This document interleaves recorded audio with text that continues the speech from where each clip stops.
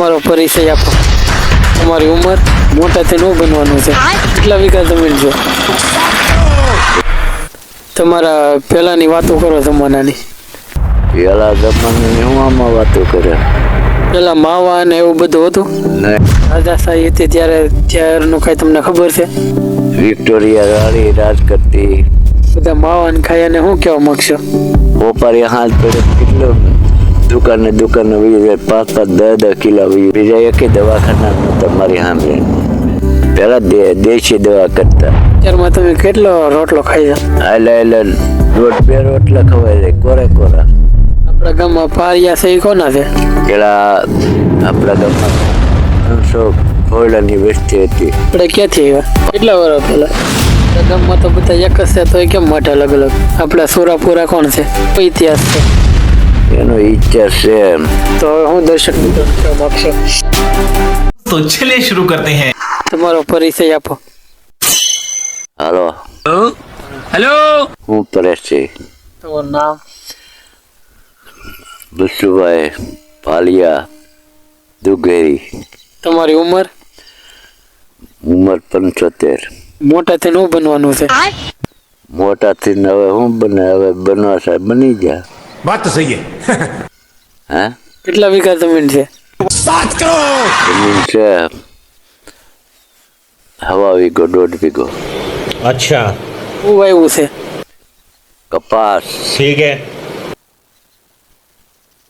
તમારા પહેલાની વાતો કરો જમાનાની.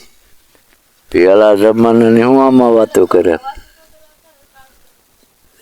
પેલા જમાનામાં તો શારાનું ઘી મળતું હો ગરમ. समझ गया. અત્યારે તો શું મળે? પેલા માવા ને એવું બધું હતું. નહીં, માવાની કઈ બીજું કઈ નહીં. પાન માવા હતા, ઓલા પાન બીડી. પછી વટાળા કાબુ ને એવું હતું. બબલા ફબલા કાંઈ નહોતા.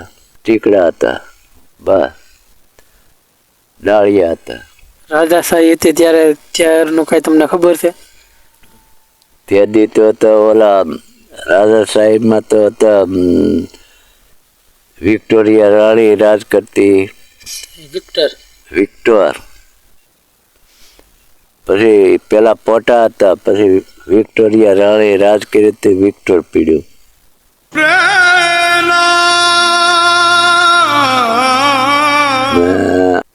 આ બધા માવા ને ખાઈ અને શું કહેવા માંગશો? માવન ખાય બંધ કરી નાખાય.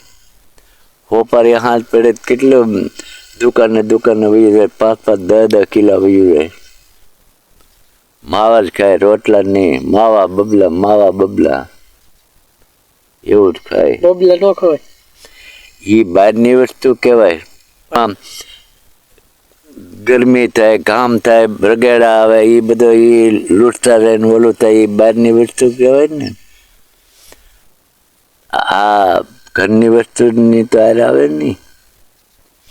પેલા મારી હામરેણમાં આ મવાખામાં 1 કે 2 દવાખાના હતા. એને બદલે કેટલા છે દવાખાના. તેથી શાંતિલાલ એક જ હતો ને એક બીજો હતો. બીજા એકે દવાખાના નહોતા મારી હામરેણમાં. પેલા દેશી દવા કરતા. મામેરો છે, કડવો કૂબો છે, બધું એવું ના લેતા. કેળાને કમોળિયા ને બધું. અત્યારમાં તમે કેટલો રોટલો ખાઈ જાવ? અત્યારમાં તામું ખાવા જ. પેલા ખાતો એ રોટલો ખવાય ને, 1.5 ખવાય ને, અડધો ખવાય ને. તો હાલે 1.5-2 રોટલા ખવાય કોરા. અત્યારે તો હું સાઈને ખાતો નહીં. ઢીલ આરણ થઈ જાય. આ તો 70 વર્ષ પહેલાની વાત છે. આપણા ગામમાં પારિયા છે એ કોના છે? તો બધા ગઢિયાના ભાઈઓ માલા ને બીજા માલા ને એમ. હવે પાળિયા કોઈ ઓલા કરે એ પેલા ઓલું કરતા ગઢિયા સમજતા નહીં. પેલા આપણા ગામમાં 300 ઘોડાની વસ્તી હતી. એના બદલે અત્યારે કેટલા થઈ ગયા? એ જૂનું ગામ હતું બસ લીમડાવાળું એટલામાં, બીજું ગામ જ નહોતું મોટું. ને પેલા ગામ હતું આણીકો દેવદુગીરી, એના ઓઢ રહેતા બધાય. આપણે ક્યાંથી આવ્યા? પાલમાલા. હાલમાંથી કેટલા વર્ષ પહેલા? એના તો ચાર 200-300 વર્ષ આવે. બધા અહીંયા જ એવા લાગે. બધા અહીંયા ને આવ્યા, નોખા નોખા ગામમાં બધા છે.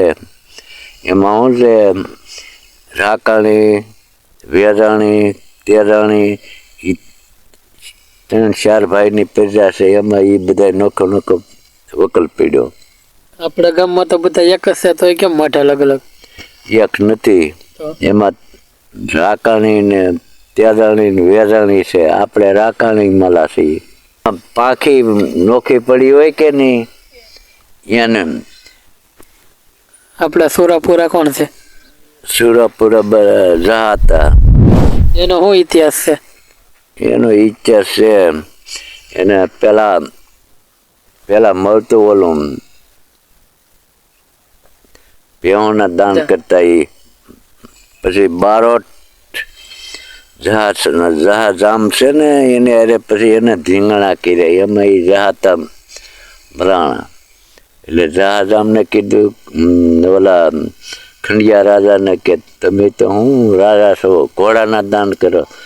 જો ભાઈ ભેહોના દાન કરે. પછી અમાલી એને પુરાતન છેડ્યું રાજાને, ખંડિયા રાજાને. એ તેદુનું પાળ છેડ્યું ને એમાં એ જહાતાએ ખોડિયાર માથું ધરી દીધું ને ધરડી લડતું ના પગ્યું. એને જે અત્યારે ખાંભી છે ને જહાતાની, અહીંથી ના પોગી. આપણે અહીંયા નદીને કાંઠે ખોડિયારમાં છે નાલી, એ ધડ ના લડતું પગ્યું. પછી એને કોકે ગળી મેકી દીધી ને પછી માથું ને ધડ જુદું. એમાં તો એની બેન એની છે ને પડખે આમ પાછળ ખાંભી છે જહાતા. એટલે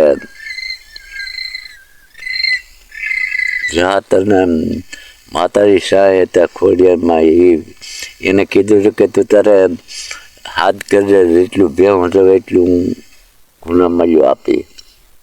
એ ગુનામલ્યું હા પાછું વાળીને એને નહોતું કે એને કીધું, ભેહું લેવા વાળાને કીધું છું કે તું પાછો વાળી જોતો ને લાઈન કપાઈ જાય એમ છું.